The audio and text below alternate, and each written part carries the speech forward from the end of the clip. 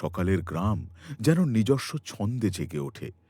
মাঠে চাষের কাজ চলছে, উঠোনে শুকোচ্ছে ধান, আর সেই সঙ্গে কোথাও কাঠের ছেনি চালিয়ে তৈরি হচ্ছে গমিরা মুখোশ। এখানে মুখোশ বানানো কোনো আলাদা পেশা নয়। গামার, আম, পাকুড় কিংবা কদম কাঠে ধীরে ধীরে ফুটে ওঠে চামুণ্ডা, শ্মশানকালী, নররাক্ষস, ডাকিনী বিশাল কিংবা বাঘের মুখোশ। প্রতিটি মুখোশ কেবল একটি শিল্পকর্ম নয়, এটি একটি চরিত্র, লোককথা, ধর্মীয় বিশ্বাস এবং পুরাণের বৃহৎ কাহিনীর অংশ। বিকেলের আলো নরম হয়ে এলে গ্রামবাসীরা ধীরে ধীরে জড়ো হন গমিরার তলায়, খোলা আকাশের নিচে একটি নির্দিষ্ট মঞ্চ, যা সাধারণত গ্রামের বাইরে কোনো থানের পাশে থাকে। এই থান শক্তিদেবীর উদ্দেশ্যে নিবেদিত এবং প্রায়শই একটি পুরনো বটগাছের তলায় অবস্থিত।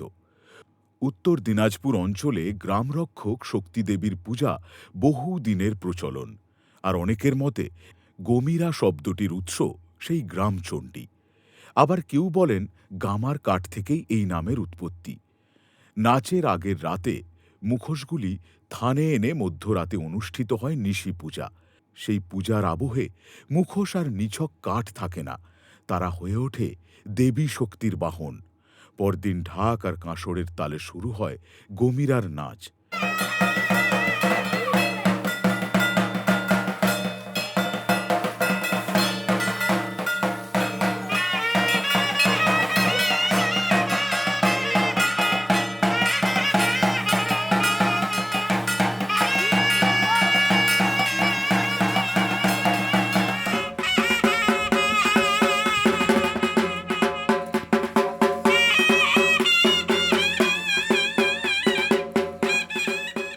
সাধারণত এপ্রিলের মাঝামাঝি থেকে জুনের মাঝামাঝি বীজ বোনার সময় এই নাচ অনুষ্ঠিত হয়।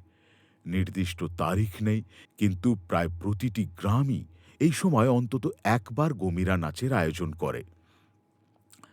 গমিরা নাচের দুটি ধারা প্রচলিত। একটি মূল গমিরা, যেখানে শক্তির ভয়ঙ্কর রূপগুলি মুখোশে জীবন্ত হয়ে ওঠে, আর অন্যটি রামায়ণের বনবাস পর্ব অবলম্বনে রাম বনবাস। নাচের সূচনা হয় বুড়ো বুড়ি চরিত্র দিয়ে, যাঁরা শিব ও পার্বতীর প্রতীক। নৃত্যশিল্পীদের চলন কোনো নির্দিষ্ট নিয়মে বাঁধা নয়, তা স্বতঃস্ফূর্ত ও আবেগময়।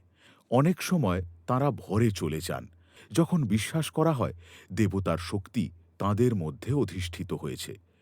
গবেষকদের মতে গমিরার ইতিহাস আরও প্রাচীন। উত্তরবঙ্গে যখন মহাযান বৌদ্ধ প্রভাব ছিল, তখনও আচারভিত্তিক মুখোশ নৃত্যের প্রচলন দেখা যায়। পরবর্তীকালে সেই বৌদ্ধ ঐতিহ্য স্থানীয় শক্তি উপাসনা ও আদিবাসী লোকবিশ্বাসের সঙ্গে মিশে গিয়ে গমিরার বর্তমান রূপ তৈরি করেছে। ফলে এই নাচ শুধু একটি লোক ঐতিহ্য নয়, উত্তরবঙ্গের দীর্ঘ সংস্কৃতির বিবর্তনের এক জীবন্ত দলিল।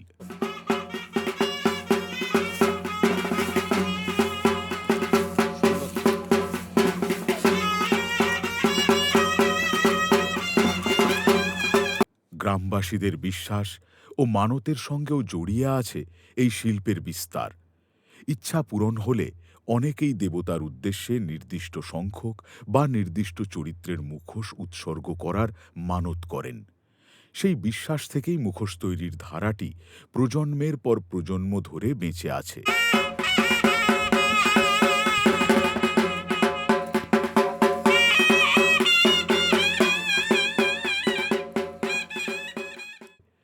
সময়ের সঙ্গে সঙ্গে এটি একটি কুটির শিল্পে পরিণত হয়েছে। কাঠের পাশাপাশি এখানে পেপার মাশে কিংবা বাঁশের কাজও যুক্ত হয়েছে নতুন চাহিদার সঙ্গে তাল মিলিয়ে। ডুয়ার্সের জঙ্গল প্রকৃতির সৌন্দর্য দেখায়, কিন্তু ডুয়ার্স লাগোয়া দিনাজপুর সেই ভ্রমণে যোগ করে সাংস্কৃতিক গভীরতা। জঙ্গল সাফারির উত্তেজনার সঙ্গে যদি যুক্ত হয় এক সন্ধ্যার গমিরা নাচ, তবে উত্তরবঙ্গের অভিজ্ঞতা হয়ে ওঠে অনেক বেশি সম্পূর্ণ। কারণ ডুয়ার্স মানে শুধু অরণ্য নয়, ডুয়ার্স মানে সেই অরণ্যের পাশেই বেঁচে থাকা মানুষের ইতিহাস, বিশ্বাস ও শিল্পের দীর্ঘ উত্তরাধিকার। পশ্চিমবঙ্গের এ এক অনন্য সাংস্কৃতিক সেতুবন্ধ।